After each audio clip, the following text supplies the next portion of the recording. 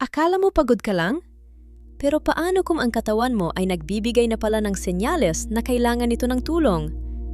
Madalas nating hindi napapansin ang mga simpleng sintomas tulad ng panghihina, kawalan ng energy, at pagbabago sa balat.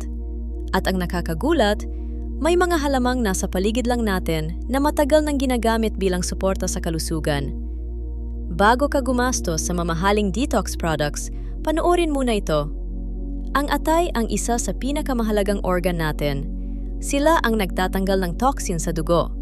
Pero dahil sa mga processed foods, stress at lifestyle, madalas itong napapagod. Kaya ngayon, ibabahagi ko ang 5 pinaka-epektibong halamang gamot na makakatulong sa natural na paglilinis o liver cleansing at kung paano ito ihanda ng tama. Isa, Sambong, Blumea balsamifera. Ito may natural na compounds na may antioxidant at anti-inflammatory properties. Traditional itong ginagamit para makatulong sa paglabas ng sobrang tubig sa katawan at suporta sa kalusugan ng urinary system. May ilang pag-aaral na tumitingin sa potensyal nitong proteksyon laban sa oxidative stress. Hugasan ng mabuti ang sariwang dahon ng sambong. Pakuluan ang 1 tasa ng dahon sa humigit kumulang 2 tasa ng tubig sa loob ng 10 hanggang 15 minuto. Salain at palamigin ng bahagya.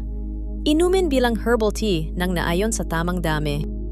2. Luyang dilaw, turmeric. Ang turmeric ay may curcumin, isang antioxidant compound na pinag-aralan dahil sa potensyal nitong makatulong laban sa pamamaga at oxidative stress na maaring makaapekto sa mga cells ng katawan. Hugasan at balatan ang maliit na piraso ng sariwang luyang dilaw. Hiwain ng manipis at pakuluan sa 1 hanggang 2 tasa ng tubig ng 10 minuto. Salain at lagyan ng kaunting pulot kung nais. Inumin bilang turmeric tea. 3. Malunggay, moringa. Bakit epektibo? Mayaman ang malunggay sa antioxidants, vitamins, at minerals na sumusuporta sa pangkalahatang kalusugan ng katawan. Nakakatulong ito bilang bahagi ng masustansyang pagkain. Piliin at hugasan ang sariwang dahon ng malunggay. Maaring idagdag sa sabaw o pakuluan bilang herbal drink. Para sa tsaa, pakuluan ang dahon sa tubig ng 5 hanggang 10 minuto. Salain bago inumin. 4. Yerba buena, peppermint. May natural oils tulad ng menthol na maaring makatulong sa digestion at pagpapagaan ng pakiramdam ng tiyan. Ang maayos na digestion ay mahalaga sa pangkalahatang kalusugan ng katawan. Hugasan ang sariwang dahon ng yerba buena. Ilagay sa mainit na tubig at ibabad ng 5 hanggang 10 minuto. Salain ang dahon. Inumin bilang herbal tea.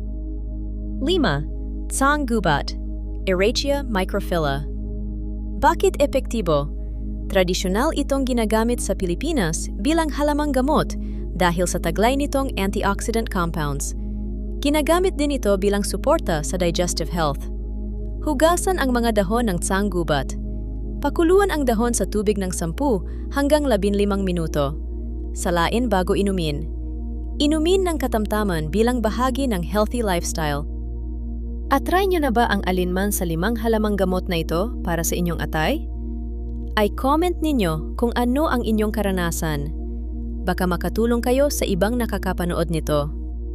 Tandaan, ang susi ay moderation. Gamitin ang mga ito bilang bahagi ng balanced diet at hindi bilang kapalit ng pangunahing gamot. Kung nagustuhan ninyo ang video na ito, don't forget to like and subscribe para sa mas marami pang natural, herbal at pangkalusugang tips.